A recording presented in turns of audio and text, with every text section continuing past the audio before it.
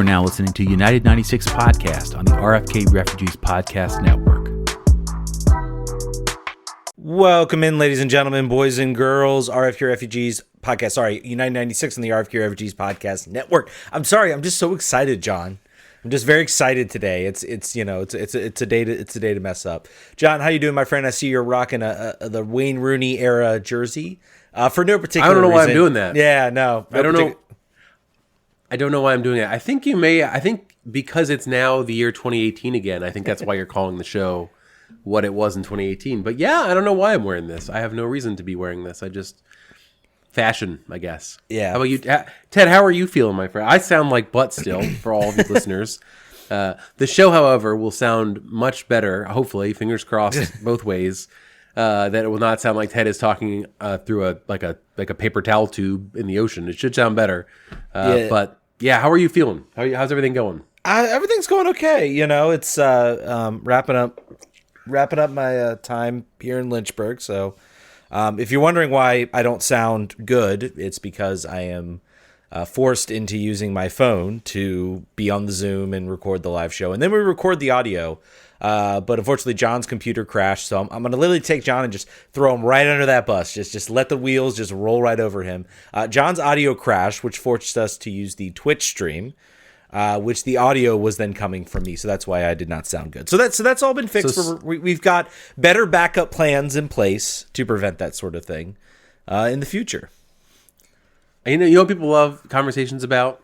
Audio fidelity on broadcast. Well, it's worthy of explanation. Anyway, let's jump into it, John. We got a lot to cover. Sorry. How was your weekend, my friend? I don't think I asked you if it was good.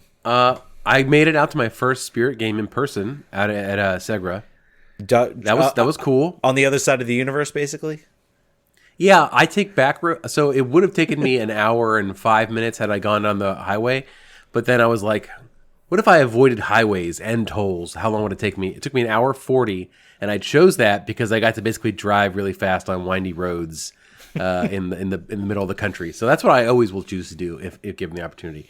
The game was we'll talk about that sometime this week. It was but whatever. How was your weekend? It was good. I went back to Richmond. Basically just chilled out.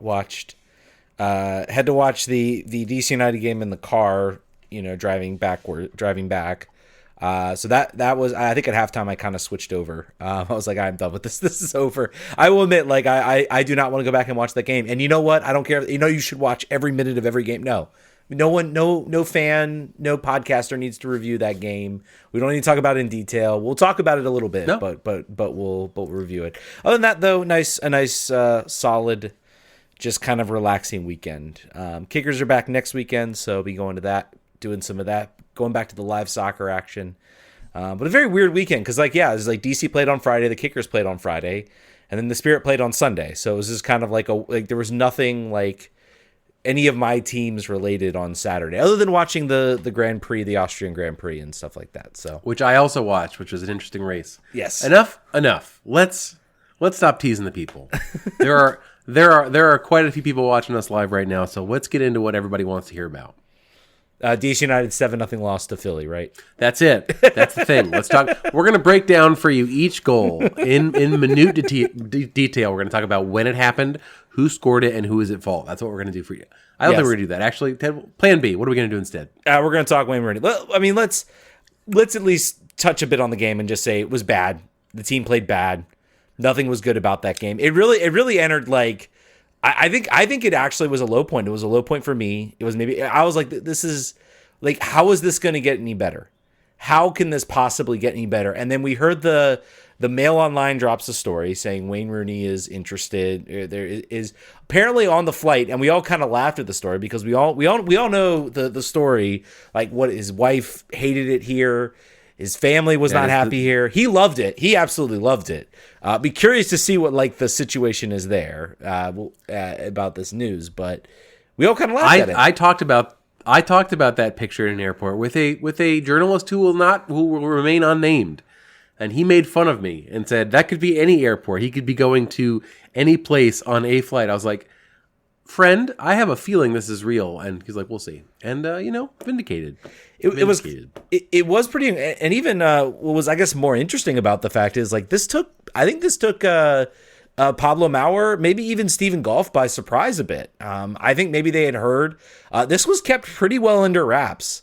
I'm not sure how they snuck this under. Like, normally you would expect news to break. I have a theory on this. Go ahead. What's your theory? My theory is that this developed very quickly, like extremely quickly. I don't want to say immediately after the 7-0 loss, but I think that the 7-0 loss may have accelerated the plans to unveil a little bit. I think that this has been a close hold and not very long in going, because all we've heard about, and we'll get into it, but we've heard a lot about giving Chad the rest of the season, about all of the requirements that must be met in order to replace the coach. And here we are. We've got a new coach. So, yeah, I do think this was I am very positive that they had some early talks. Maybe they had some discussions. Maybe they were, saying, well, we're trying to give Chad half the season, but if you're interested in coming to manage, we're willing to listen. Maybe there was some preliminary talks. Apparently they did scout a player from Derby, who apparently bringing them in as a designated player for the team. So there were communications, there were discussions with him. And then I think the 7-0 gets dropped, and I'm sure there was a phone call maybe from ownership to say, figure something out. We can't go till the end of the year. Does he want a private plane? Does he want a stake in the club? Does he want a specialized seat in the sports book for him to bet EPL games? Whatever he wants, we'll make it happen. Yeah, and I have my own, I guess, English conspiracy theory, and I'm finding it kind of interesting that it's not being questioned as much as I think it should be.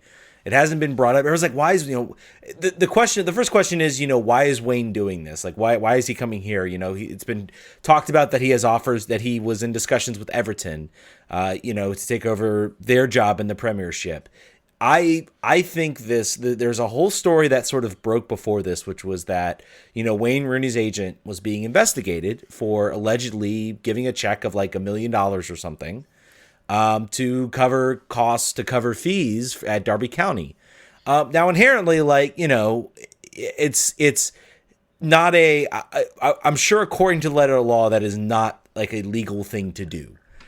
It's not necessarily an evil thing to do. Like, if we're breaking the law to do something evil, it's literally probably because the ownership was flat broke, did not have the money to pay wages, and Wayne was just trying to keep them afloat. He's British. It was Robin Hood. It's a Robin Hood situation here. Yeah. So honestly, a very bro move, but also one that, might come with some repercussions if Wayne Rooney becomes attached to it. And so I think this is like, I want a job coaching. Here's a job. Here's a place, number one, I'm comfortable with. Here's a staff and ownership that, it didn't maybe end the way I wanted to, but it's people I know. I know who these people are. I know the city. I like the city. I'm comfortable there. This is a perfect opportunity for me to go and, be successful. And I think he's got a short-term contract, I think, from both sides. I think it's from the DC side and the Rooney side. If you haven't heard, the contract is just through 2023. That dropped a little late, so maybe some people haven't seen that, with an option for 2024. I'm not sure if that's a team-held option. I'm thinking that it is. It's a team-held. It's team-held. Yeah. So I'm laughing thinking about him not wanting to stay, and DC United be like, I'm executing our option on your contract. You've got to stay. You're under contract, Wayne. Because we know how that went last time. So yeah. An option here is funny. Ted, you saying that has me thinking. You know what this is? This is Mighty Ducks. He's Coach Bombay. He is on probation with the FA, and he's being sent to a relative backwater to coach as community service, and that's what DC United are. That's what's going on here. Is we're gonna fly together. That's what's gonna happen. We're gonna do the flying V, and that's how we're gonna win. New formation is this. That's what we're gonna do. Yeah, well, and I've got some other thoughts, but I don't want to take over the show. John, give me any other thoughts you have about this. Like, I mean, I think this is a move that the team had to. I think they had to go and do something, like just to re-inject to basically distract. I mean, this is. I mean, the team's been accused of doing some smoke and mirror stuff. Feels like a distract. It feels like a bit of a distraction. It is the largest smoke and mirror that has ever been executed by any club, anytime. Yeah, man. I have lots of thoughts. I'll first get into, do I think this is a good idea for the club? Yeah, I do. I think it's a great idea for the club. I think allowing this team to go through the rest of the year on the path it was going to do even more damage to this club than maybe you'd assumed. I think you were losing. You're continuing to lose hardcores. You're also going to lose the casuals because this team stinks, and there's no buzz around it all around the team. There's no reason to come here unless you're already sort of invested. It's hot. Like for the next couple months, there's no reason to go anyway. So from that standpoint, it's a really good idea. From a soccer standpoint, we're going to have a conversation with somebody who's a Derby County podcaster here in about 15 minutes to let us know about sort of what the tactics look like and sort of what kind of coach he was over there. But tactically, easy to say after a 7-0 loss. But the team, I think there are going to be some changes to the roster composition. I think that's pretty well known. As someone just mentioned, the Washington Post mentioned potentially Luis Suarez being one of those players, but then his actual quote was, "I want to play on a team that's in the playoffs because I have to be in shape for the World Cup." So that eliminates us most likely. So there will be changes coming to the roster, but you've got to know that most of the roster that exists is what you're going to have at your disposal. We're not going to turn 12 players over in the window. So Wayne has to take these players whom he is, there's been a lot of turnover since he left, and it's not even been that long. So players that he's familiar with a lot of these players still. I would say probably half of the starting lineup is gone since then. So he's got his golfing buddy Birnbaum there. So Steve is there, and I was told Colleen and Steve's wife are very close by someone who knows. So I think you had to bring somebody in, and he fits the bill as far as somebody who knows the club. As a guy, I'm not going to speak to his tactical skills, but he had did a bit of a miracle saving job on Derby in the last 2 years. Almost got out from a 26-point, I believe, deduction. 21 point. Didn't even finish last. So did get relegated, but there was a team that had all of their complement. They didn't start the year -21, and they still finished last. So that's kind of the guy you want to bring in here, who can institute some sort of. He's like Hernan with a resume that people can respect, versus just some guy who's like, I'm going to make your lives miserable and it's going to benefit you because I took a team up in Belgium that no one's ever watched before. So I think it can only mean good things for every capacity. The duration of the contract means that this is not our long-term solution. We're not going to get a long-term philosophy instituted in DC United here. He is a bridge. He is here to get us out of the horrible tailspin that we're in this season, and hopefully with some new players, try to squeeze some juice out of this lineup that probably should be able to get into the playoffs with a full year of not, being so in the. I'm trying to not swear, for not being so underwater at the midpoint of the season. Yeah. So I think it's good, Ted. I think we can't be anything but excited generally about this move.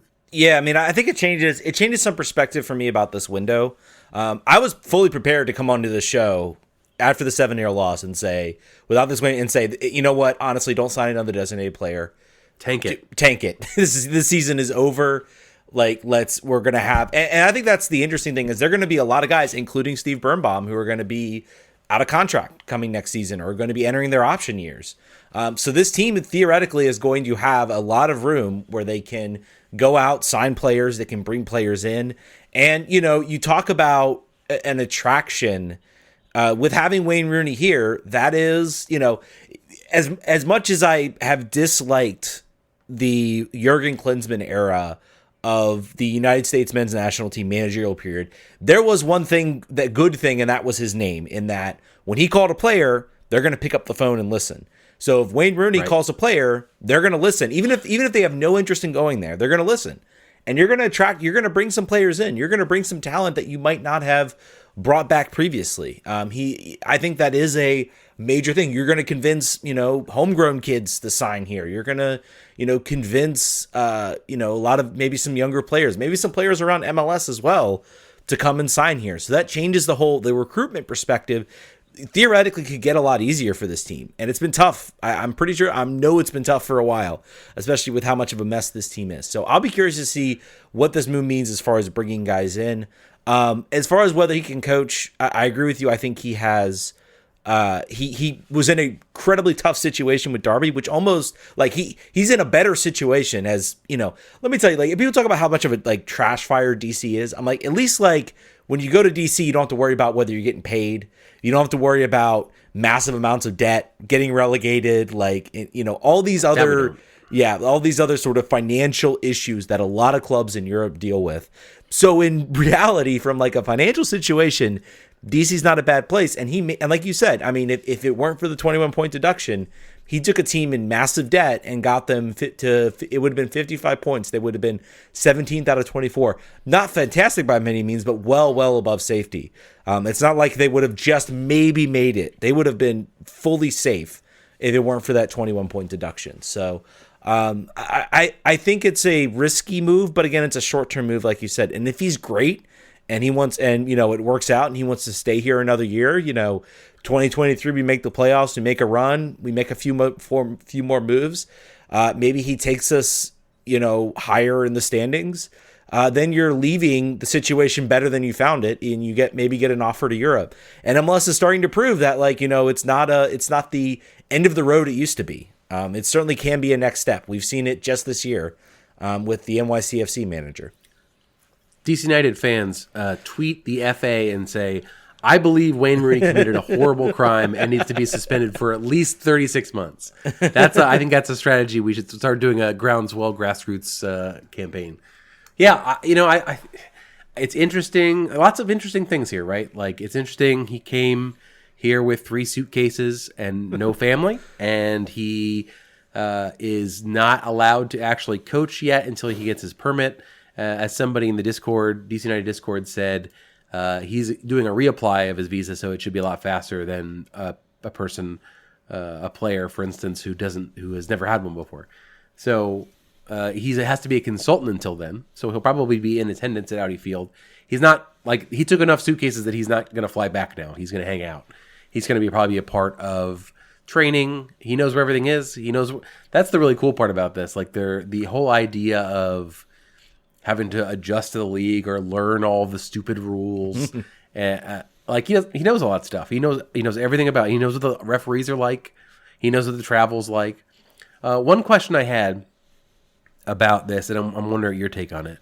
It's rhetorical until we see how it goes, but Wayne asked for reinforcements in this first window, and when he signed, he was told, like, we're going to sign a bunch of players. Don't worry, it's coming. And then he sort of, in the media, was like, he didn't say it directly, but there were comments he gave that was sort of like, well, I thought we were going to have reinforcements, but maybe not. He notably left before his contract was done. Well, he left in the middle of it, and was allowed to leave without having to be paid a transfer fee to Derby. But he did not rip the team at all on the way out. He left on very good terms. So my question for you is, as he's brought in, what kind of promises are being made from ownership, do you think, about the way he'll be supported in the next year and a half? And do you imagine that if those promises are broken again at the end of this year and a half, he will be quite so calm and quiet leaving back to Europe again? What are your thoughts on that? I think what we've seen for Wayne Rooney, and I guess, have we ever heard him say anything awful about Derby County in that whole situation, which was sort of out of his control? No. And that was an even worse situation than DC. I don't think you'll see it from him. Maybe you'll see a comment about it's not working out. I think the fact that it's a 1-year contract, I think shows, I think honestly it puts the pressure on DC to give him what he wants, because if they don't, then he's like, all right, I'm done. That was fun. See you later. I'm going to go back. Maybe Chad can come back at the end because he'll still be an assistant for the rest of the year. Yeah, I don't think we've seen Rooney to be the type of person. Certainly in his younger days, man, that dude could be a bit of a firebrand. I distinctly remember, I think 2010 World Cup, he was like basically yelling at the fans or saying like something derogatory towards the fans who were booing him at the during the World Cup. But I think in his older days, he's learned to be learn to be a little bit more reserved in his stance. And I think the fact that he didn't, burn down the relationship has benefited him now, because I think he wants to take on a coaching job. And this was an opportunity here. And this is an opportunity where he can sort of jump right in. And being comfortable and being, being liked in where you are is, a big thing. And I honestly think too, I do think though, he's going to be a little bit more noticeable, if that makes sense. I think he's still going to live pretty much in him. But like, I found it kind of interesting. Like when he came back, there were people there asking for his picture. Like, people knew who he was. I think in just 5 years, there's been, and especially the fact that he was here, so people went and saw him and knew he was a part of DC. I think now he's coming back to be the manager.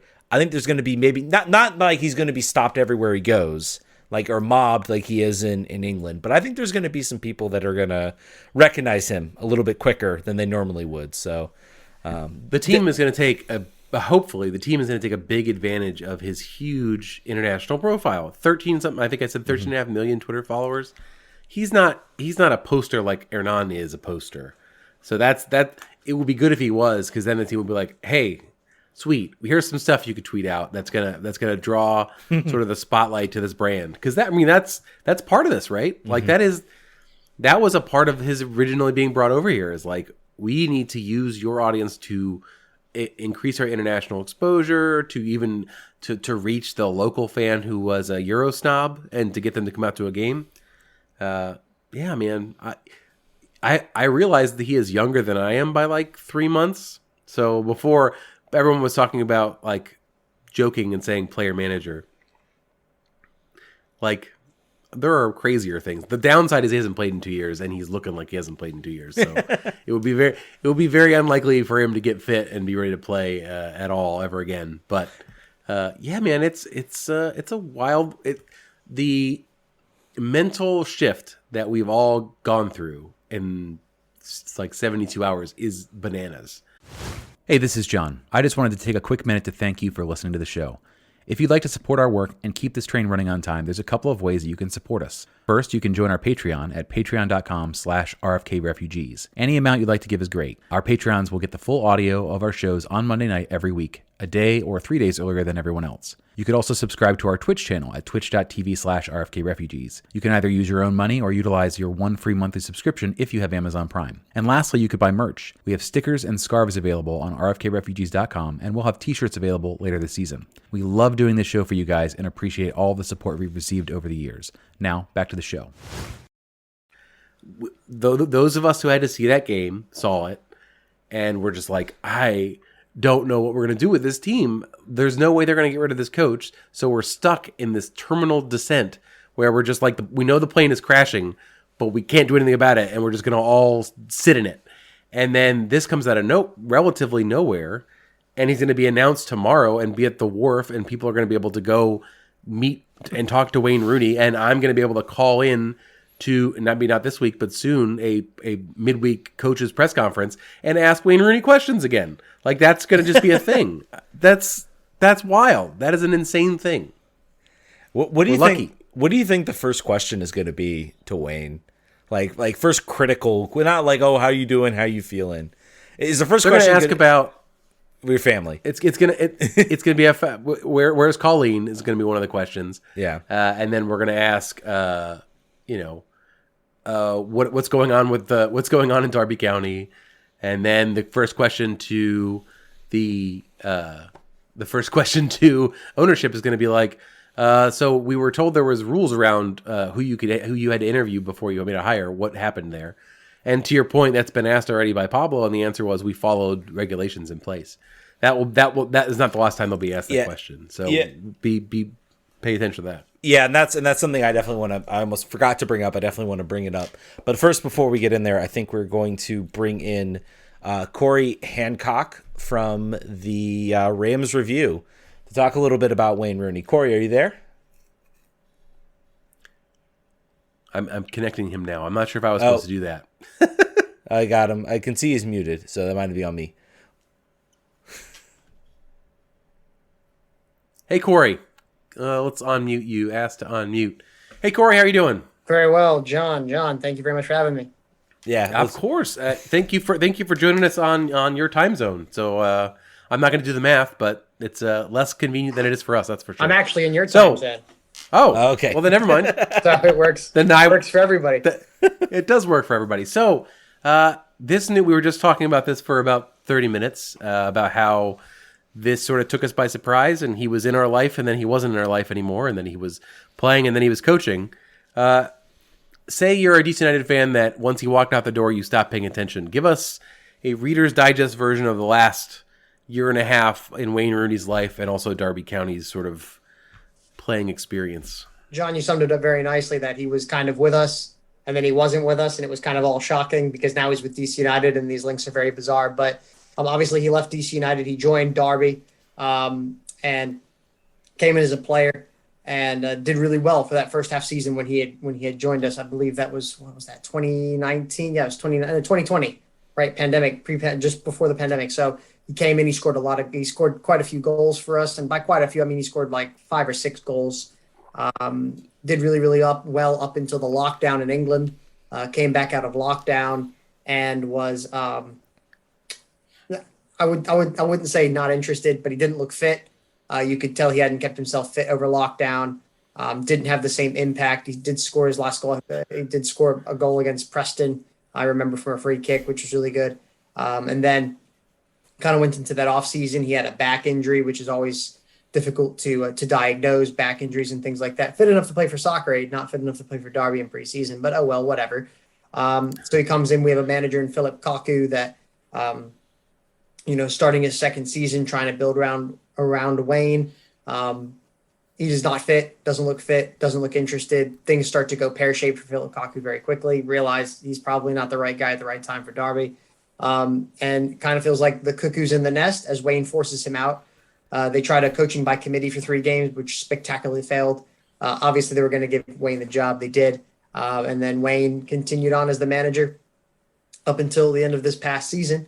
Last season was extremely tough for Derby. We had a 21-point deduction, 12 for entering administration, 9 for breaching financial fair play or FFP guidelines. But to be Wayne's credit, Derby nearly stayed up. They were basically in the fight after a 21-point deduction up until March, which was, incredible thing to say. We had also an impending takeover because we were in administration. American Chris Kirchner, oddly enough, was trying to buy them. Wayne was all in on Chris's bid. Chris didn't have any money, ended up pulling out. Wayne said everything that he was going to say and, kind of said, look, I'm in this camp, but I want to stay at Derby. And then weirdly enough, we're just experiencing a normal week of Derby County fandom, which is kind of strange for this football club and this fan base. And then all of a sudden, boom, it hits it. Wayne Rooney asks to resign as manager, and then he does. And then all of a sudden, we're hearing the rumors that he's coming to DC United, which again, very, very odd. So that's kind of a very short snippet. I mean, I lived it for the last 18 months. It was painful. It's been god awful as a Derby supporter for the last 18 months. But yeah, that's the short of it. So the administration. Go ahead, Ted. No, I was just going to ask. I don't know if you've paid attention much. The one story that's come out has been the fact that he had his agent or somebody basically paid money to the club, I guess, to ensure certain wages were paid. I don't know if you've maybe read some other things more closely about that. Is that contributing in your mind at all to why he's coming to the United States?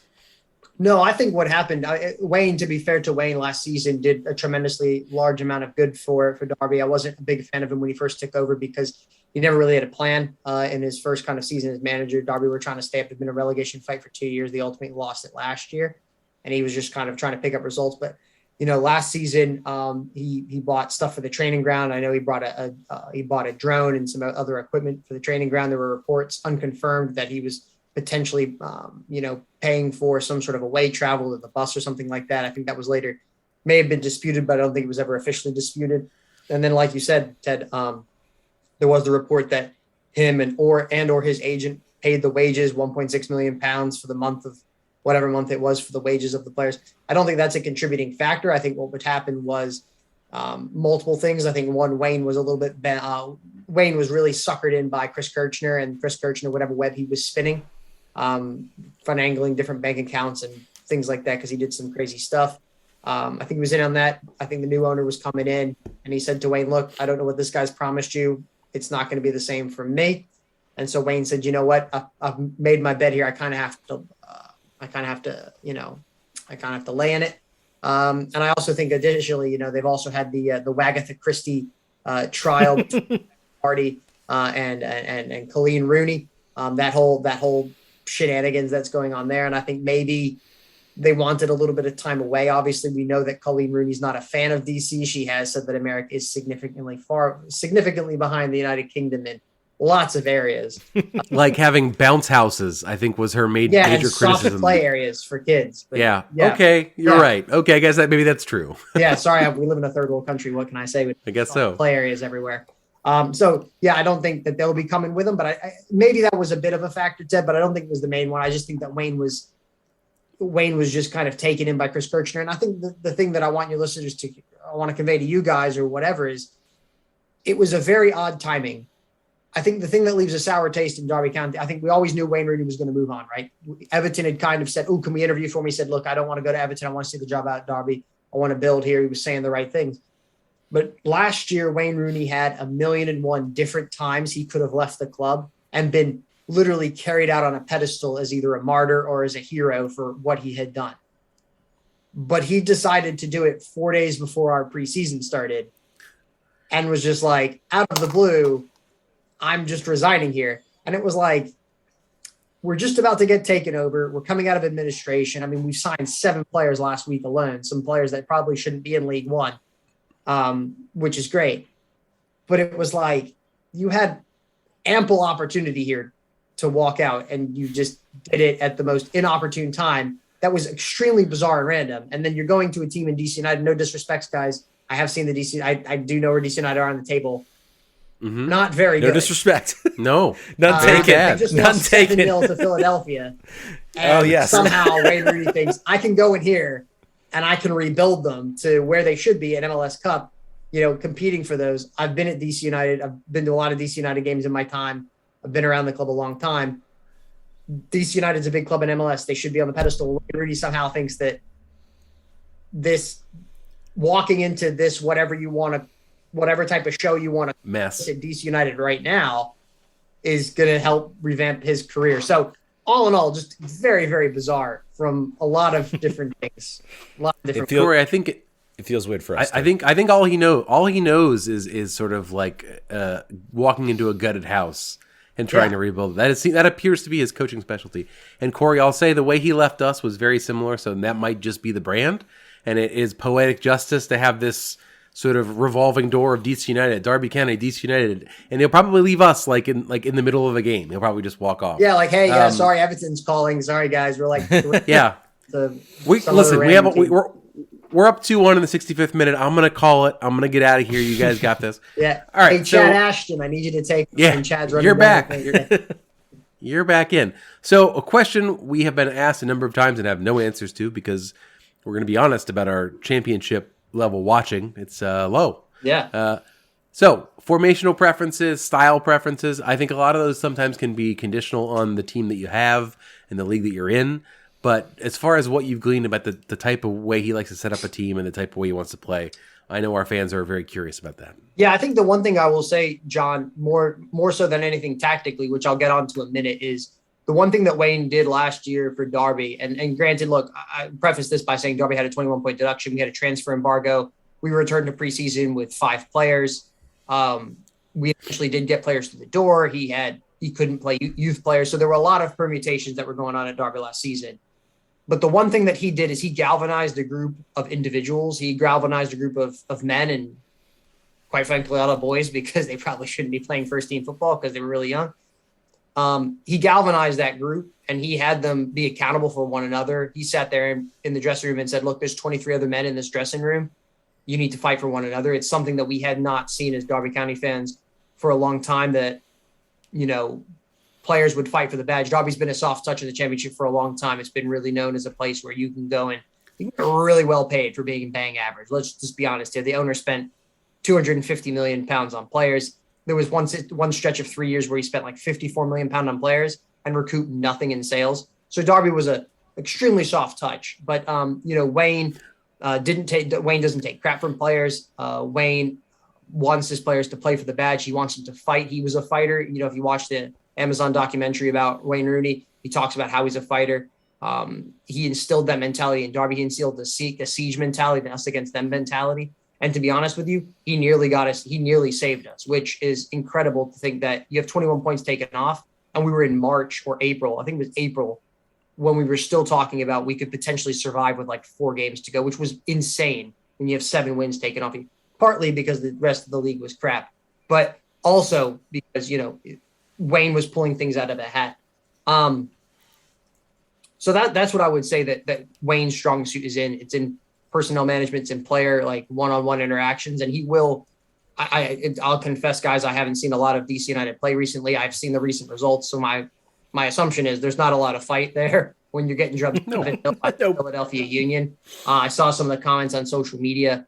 It doesn't look like DC United's in a good place right now. I think he will come in. I think he will try to create a culture and he will fix that. That's probably what maybe drew, the general manager of Dave Casper to make this decision to bring him in. I think tactically you'll see there'll be one of two things with Wayne in our first half season with Wayne as manager. It was very much who's the opponent, how are they lining up, and how can we neutralize that, because we were trying to avoid getting relegated. So he was just trying to pick up points where he could. You didn't really see a style of play or anything like that. What he did do when he came in from Philip Kaku was he simplified everything, and we've seen him very simplified. Kaku was very played for Barcelona. He was a Dutch legend or whatever, but he was trying to play at a very advanced level with players that were not there. When this guy does this, you're going to do one of these 3 things, and the players just could not articulate that conceptually. So I think Wayne will simplify the game for everybody, which is probably needed for DC United. Look, it's a reset. Let's just play simple. Let's just do this. He will try to play out from the back with a goalkeeper, which I don't know how good. I think Bill Hamid's injured, so. Yeah, we don't. That does not inspire confidence. That hopefully, Good luck. Hopefully, he decides not to do that. Good luck, but I think a lot of it will determine on the personnel that are there. Obviously, you want to get the best out of Fontunas because he's been playing really well. I believe he's in the All-Star game, so he will probably make him the centerpiece. I would think when you have a player of that kind of quality in the side, he'll probably make him the centerpiece. But in terms of formations, I mean, we saw a 3 at the back. We've seen with wing backs, we've seen a 4 at the back. Generally, what we tried to play was a 4-2-3-1. Generally, is what we tried to play. We had pretty good bombing on fullbacks, both of which have now, because of the takeover, ripped up their contracts illegally. Whatever, that's fine. So they're free agents, so they're available. Is that what no, you're saying? one signed for Werder Bremen. Yeah, so who knows? Unfortunately, Nathan Byrne will be rolling up. But though he likes to get the wing backs bombing on down the side. He likes to have a nice holding player in midfield. And he likes to have that one lone striker, as is what is in fashion these days. But I think a lot of it, like you said, John, will depend kind of on the personnel, and you don't want to put square pegs in round holes. But the other interesting thing I was thinking about this after we spoke this morning was he's coming in an interesting time because the transfer window's open. So it's not like Chad Ashton and Hernan Losada. They've kind of worked with these players and they didn't really have much. Obviously, Losada had the offseason, I'm aware, but when things started going pear-shaped for him, it's not like he can change it by bringing players in because they were 6 games into a season. Another very DC United decision to sack him, but whatever. Time-wise. Yeah, but, Chad Ashton's been having to work with the same group of players. He's not been able to kind of do anything. I know they got Fontunas in early.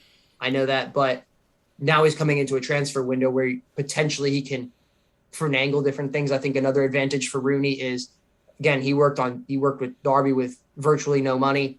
I don't think he signed a player for a transfer fee.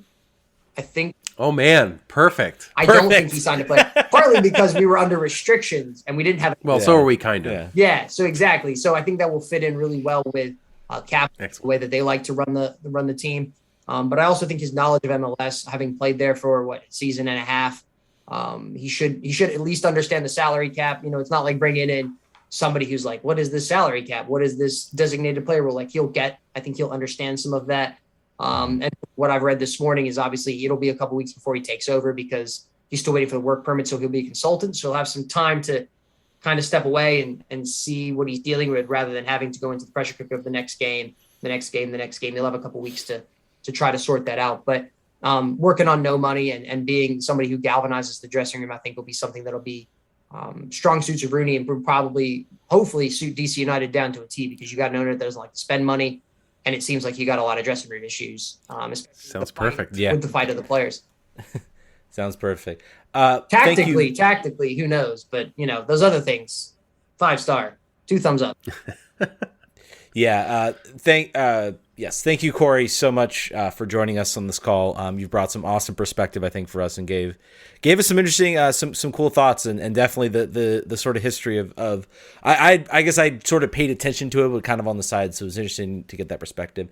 Tell the fans, I mean, if they're interested, I love listening to soccer podcasts. So tell the fans where they can listen to you. Sure thing. Yeah. So we do the Rams Review podcast. I'm American based, obviously.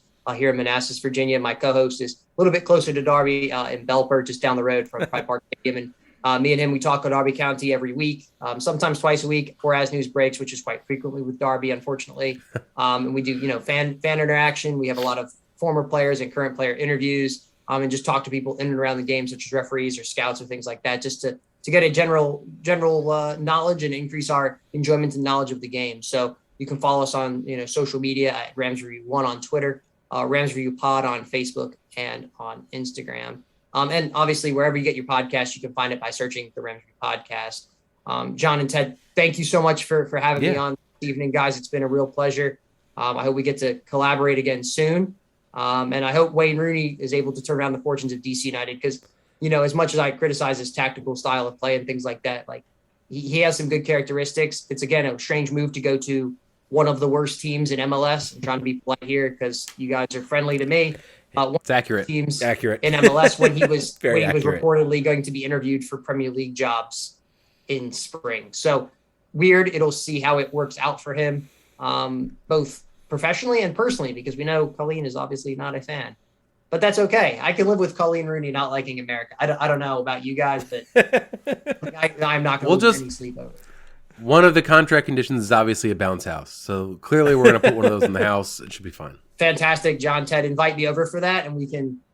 That sounds good. Parlay on Cory, that. thanks, man. Thanks a lot, guys. Cory, thanks. Interesting perspective from him. I was interested in the moment where I thought this has to be related to like what's going on. He kind of sort of brushed it off. He said this was pretty common going on. Like he was paying for a lot of things going on in Derby. The drone made me laugh. Yeah. He was like, "No, guys, this is cool. My kid has one. So what we're gonna do is we're gonna fly it around. It's gonna be sick." Yeah. We got some questions in the chat. Also, we have opened up the phone lines, which we promised to do. So 202-709-8441. We'll get you on the air. We're gonna hear what you think about this Wayne Rooney move. We've got some questions in the meantime. Let's work through those as well before we take phone calls. From @RJRNDC says, do you think Wayne will change the formation DC United plays? Hard to say yet, right? Obviously, I think a 4-man backline's coming. Yeah. Despite the conversation about him liking having bombing fullbacks, we have now one of those, and that's it. That's all of the fullbacks we have. So I think we're probably going to find something different here coming up, just by force of necessity. Yeah. I mean, honestly, I don't know. Like, I don't know how tactically. I feel like this team has just gotten so jumbled up tactically. They've lost players. The only thing we have in seamlessly endless supply is holding midfielders. But one thing I will say, I think the immediate boost, and you talk about him motivating players, the immediate boost comes from.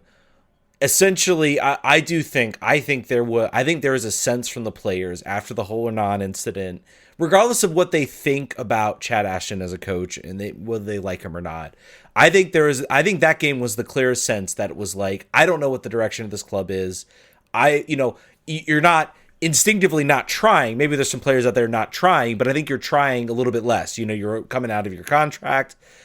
You're just like, you know what? Like, I don't know. And I think bringing Wayne Rooney is I think there is going to be a player one of the players we have dogged on all year, that fans have dogged on, that is going to elevate their game, a la when Wayne Rooney came here and there was a Joseph Mora who everybody was against, and he suddenly just elevates his game. Those types of things happen. Yeah. Or Lucho as well. But I think Lucho we knew could be good. Mora was like, we're not sure this guy's good. He had probably like, until he got injured, had probably like one of the best moments of his career as soon as Wayne Rooney came in the door. So O'Neal Fisher turned into all of a sudden a world beater for the time. He was another one got too. Injured and then came back, and that's it. So yeah, I think that's a good point.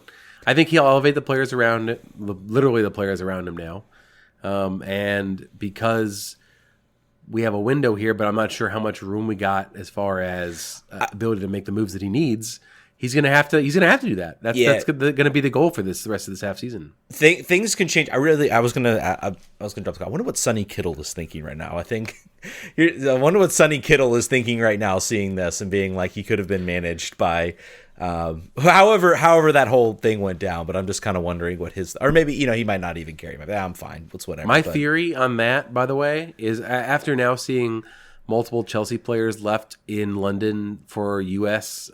Camp because they were unvaccinated, and everyone's sort of weird and squirrely attitude about the failed medical, I bet you there might be something to that. I think might be maybe like a real refusal to even, I don't know. Some other questions we have from Coswell Worthington says, what would be more impressive, him turning things around as a manager or the 2 seasons he played? Turning around things as a manager, 100%. I would disagree with that. I disagree with you on that. 150. Go ahead. State your case. State my case. I think being a manager is I understand the things he did as a player was really good, but I think him as a manager with the way the team is right now, I think regardless of what he does at this point, if he gets this team the team in the playoffs this year, like, goodness gracious, he pulled like an absolute rabbit out of the hat. I don't think that's happening. I think this is purely we're thinking next year type of move. Yep. But I think if he can get this team consistently playing, if he can bring in some players that he wants, and he can, DC can fill those 2 designated player spots. Suddenly they look pretty good. Suddenly they hit on those spots, and then, they make the playoffs. They compete, win a playoff game even. I think that would honestly be more impressive than what he does as a player, because being a manager, in my opinion, is a lot harder than being a player. There's a lot. It's one of the hardest management jobs in the world, because it's literally, you cannot call a play or anything like that, despite what Ted Lasso would have you believe. By the way, what if this is a reverse Ted Lasso? I was just thinking about, what if this is like it could be. I mean, honestly, that I wouldn't put that out of the realm of the possibility. But I think what he does as a manager will, if he turns his team around, gets them competing at the top level of MLS, I think that would be more impressive than what he did as the player. Because honestly, I mean, what did he, 4th place finish, a 5th place finish, 2 playoff losses? Yeah, we had a lot of good moments, but yeah, I don't know. I will say he was thought to be a spent force when he came over here. For the most part, he was ineffective for Everton. It was a weird sort of quixotic move for him to come over here. And the number of players in his age bracket and skill level who came over to the United States and just dogged it up is like most of them. So he turned back the clock a little bit. He worked harder than anyone thought he was going to work, given the conditions. And he just did this for Derby. So if he does the thing that he just did, it will be less of a surprise because he just did it on no budget. So it would be sort of like him doing that thing. That's the only reason I'd say that. For another question from Cogswell, how quickly does the honeymoon end if we're as inactive during the transfer windows? So say they bring him in here and that's it. They roll with 1 DP.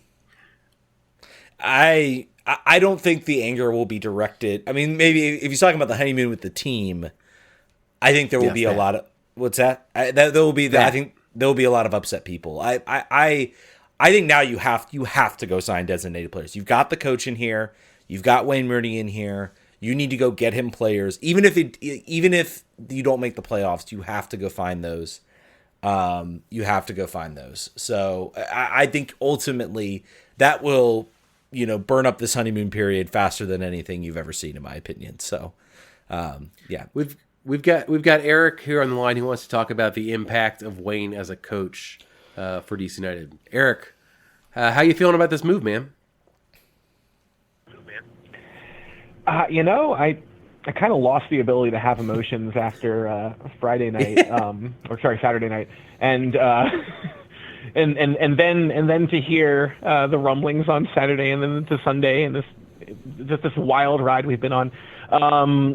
So I'm not sure if I'm at a high or a low or in both places at once, but I think that kind of speaks to the fan base at large, where we're not really sure what to do with our hands at this point in time. And so just to rewind really quickly to the question earlier of player versus manager, what would be the bigger impact of him turning the season around like he did when he was a player as a manager?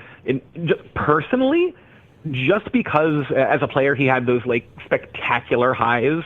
Like I was at the games, like the Orlando game where Lucho had the last minute header, and I genuinely don't think anything can like top that as a sports fan, like for me, at least for DC in the like foreseeable future.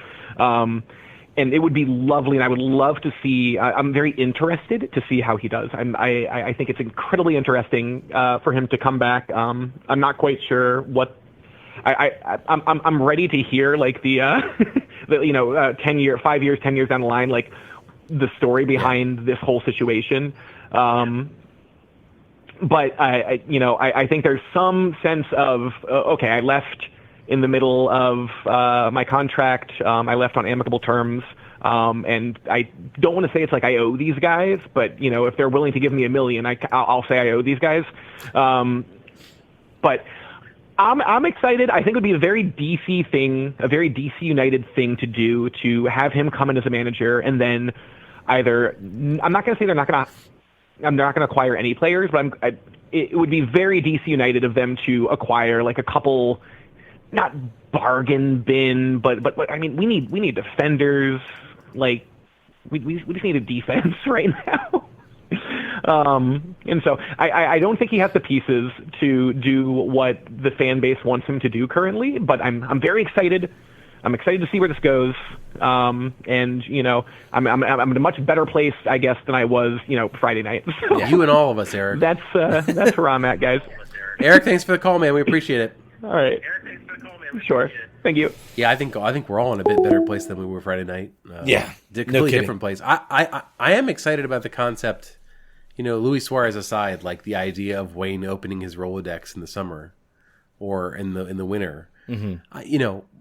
People are wary of him bringing in like beat up old players from his day and who are looking for one last paycheck.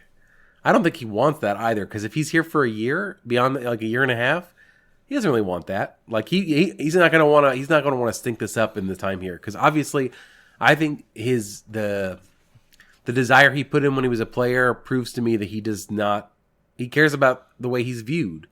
Like he could have coasted, but he didn't want to do that because he's a competitor, but B, like he doesn't want to be seen as the guy who came over here and took a paycheck and didn't give a shit. That was not him. And also too, like so many things, so many little stories about him when he was here tell you about his character, like, picking up the tab, hanging out with his teammates, being really open of gay staff member and apologizing for like any language that he heard that was offensive. He's like, we didn't know. Like I think it's great. He's just a guy that sort of not flips the conventional like big name athlete perception on its head, but like he's like a regular guy that happens to be like a god of soccer. Mm-hmm. He's like a guy that from the neighborhood that also, by the way, at one time was one of the best 1 or 2 or 3 best players in the world. So wild. It's awesome to root for him again. Yeah. And I said this too on Twitter. I was like, it felt like a fever dream that he came here once, that he chose to return again. He's like, okay, he did not do that on accident. He knows where DC is. He did not get turned around and accidentally get placed here. This is on purpose. Mm-hmm. He is now one of ours because he's coming here twice. Yeah, okay. I want to, and I think the interesting thing I think is going to be, I don't want this. I think Eric brought up. I think everybody is there's some people that are still like, well, we still have a chance for. I don't want this team. I want this team fully thinking about 2023. You've got 1 year of Wayne Rooney as a coach.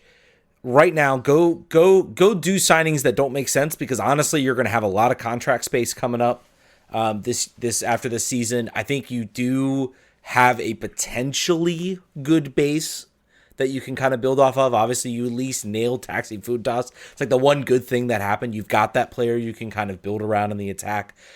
Go sign the designated players. You know what? This team is only going to win if there maybe gets a little bit more like that. This team was not 7-0 worse than Philly. They're maybe 2-3-0 worse. This team just needs somebody, I think, to elevate them a little bit, to get to boost them up. And then you reevaluate in the offseason. Okay, let's go build the defense. At this point, man, get your attack straight. Get your designated players right. Then let's talk next year about what we're going to do with about what we're going to do as far as building a more complete team. I think right now it's about evaluating who we want to keep. It's about getting the right designated players in. And I think, honestly, Wayne Rooney will help with that. I think this team is going to, and I might have egg on my face, I don't see how you can't. I think they're talking about bringing in 2 more players. My hope is that maybe Wayne Rooney might grease some wheels and get those deals sort of across the board. Klon14 asked, did you hear Pablo ask Lucho in jest when he's coming back? And he said, when I get the call. I did not hear this. I don't know. From your lips. What's that? I said from your lips to God. From your oh my God! I would love it. I would love it. I would be floating. Yeah. I would be floating in Audi Field if that were to happen. It's not going to happen. But no, if it were good. Please. Yeah, it's not gonna. It would be incredible. Like that would require so much GAM that would need to be traded back. DC would lose so horribly on that deal, so bad. Ola Kamara, straight up. Let's make it. Who blinks first? Of course, now that he is lighting the world on fire in Cincinnati, they're not going to give him up for anything. Yeah, exactly. Oh well.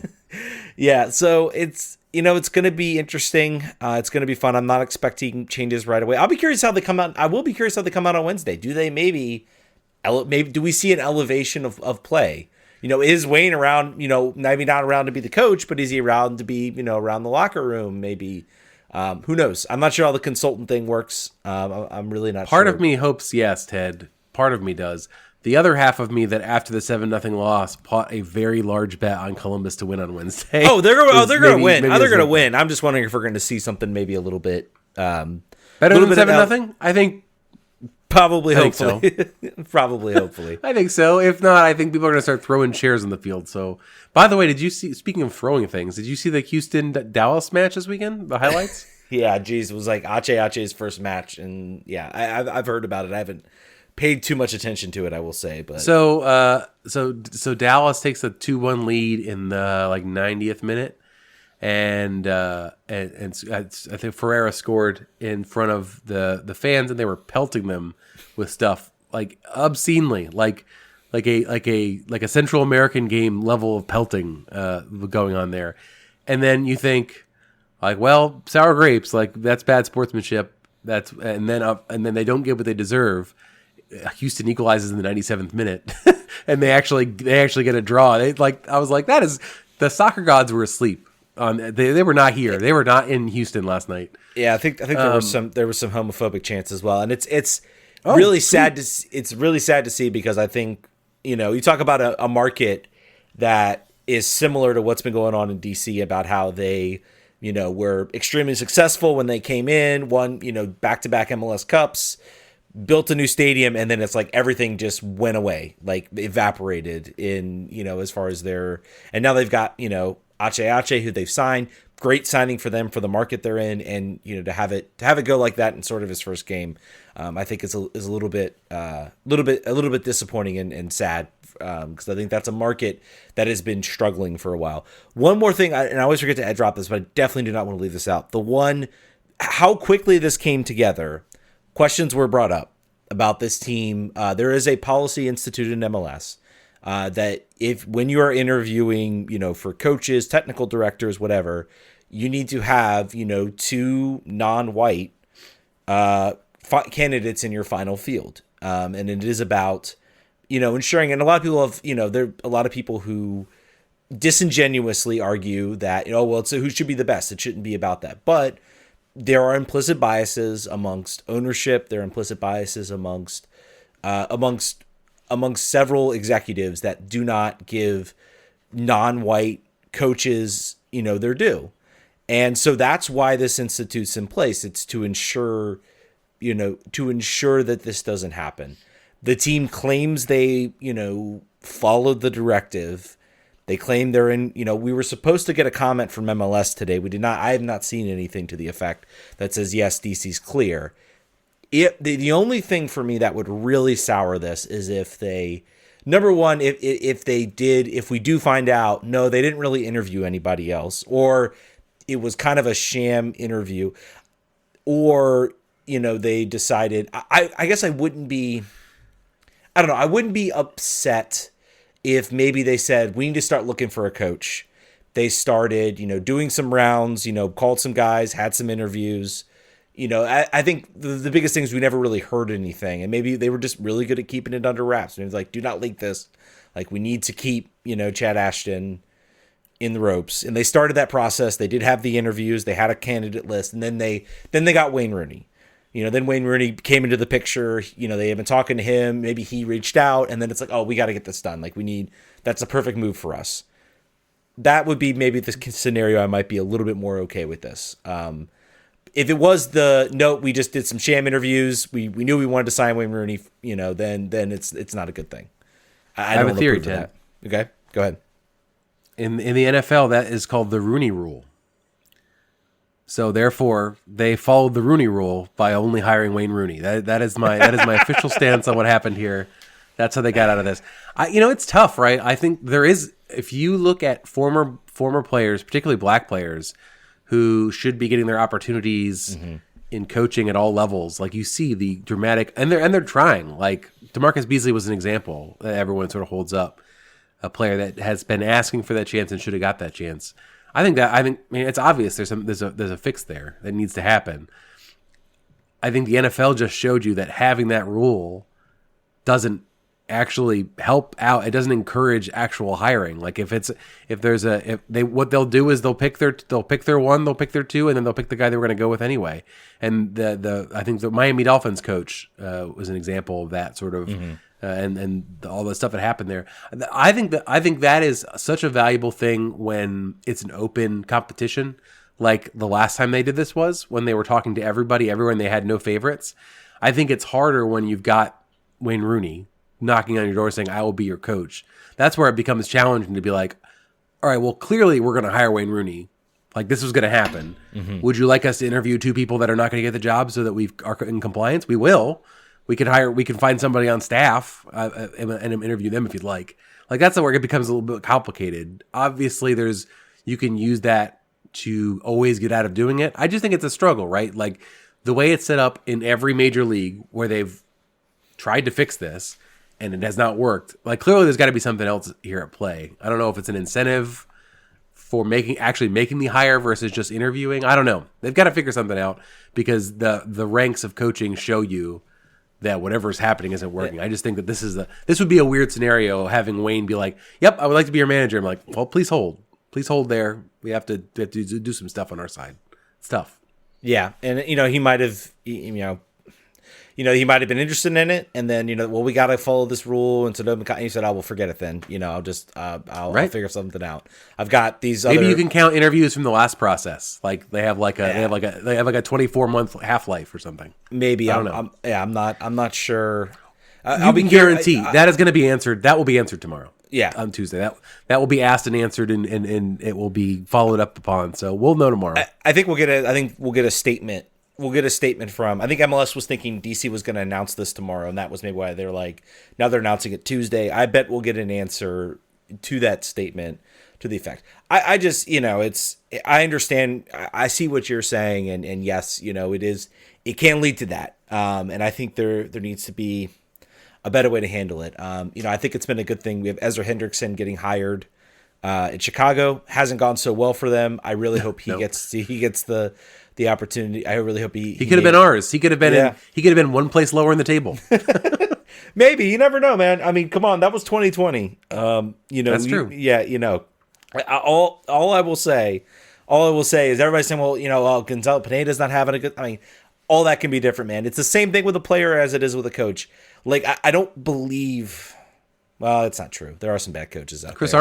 Chris Armas has failed upwards and then downwards. Although no, he got hired to another assistant staff in England to Leeds, right? Yeah. For Jesse Marsh. Yep, I believe that man has got a lot of friends. Yeah. Like listen, if you ever need to know the power of networking and how important it is in your life, professional life, Chris Armas is a good example. Have a lot of friends you won't want for jobs, whether or not the people that you're coaching think you should have it or not. Yeah. All right, folks. I think that's going to do it for this episode. John, that was fun, guys. Yeah, that was fun. That was fun. We had something fun to talk. After that 7-0 win, like I clearly would not have wrote this this rundown for this show. I don't think I would have had to go this way. But speaking for the show, we have always said that if you're going to be bad, at least be interesting. This is a great example of them getting a chance to do that right now. Yeah, they're hiring effing Wayne Rooney again out of the blue.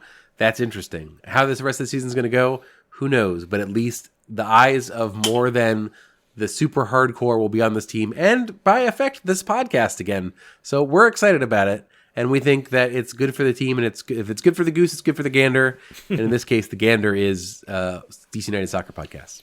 Absolutely. All right, folks, that's going to do it. You're listening to 9096. If you're wondering if you're listening on the live show, whenever Kindred Spirits is, we're probably going to do an offline show tomorrow. Cover that. We're tired. We've talked for an hour. Yeah, talked for an hour. We're very tired. We've got significant others and other people who are wondering where we are and why we do this to ourselves.